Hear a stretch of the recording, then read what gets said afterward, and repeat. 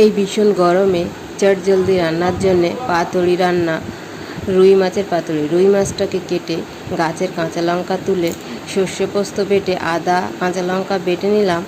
নিয়ে এবার একটা পাত্রে মাছগুলোকে রেখে নুন হলুদ আদা বাটা জিরের গুঁড়ো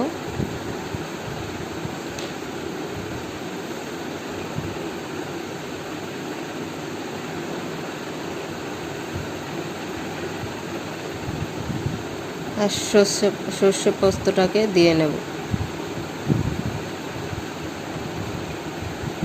দিয়ে ভালো মতো মাখিয়ে রেখে দেব আধ ঘন্টা থেকে 1 ঘন্টা রেস্টে। সর্ষের তেল দিয়ে ততক্ষণে লাউ পাতাগুলো তুলে ধুয়ে নিয়ে চলে এসেছি।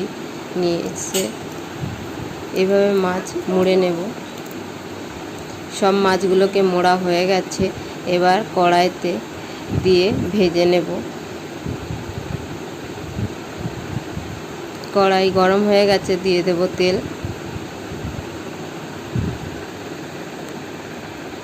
তেলও গরম হয়ে গেছে, দিয়ে দেব পাতুড়ি। পাতুড়িগুলো হয়ে গেছে, এবার তুলে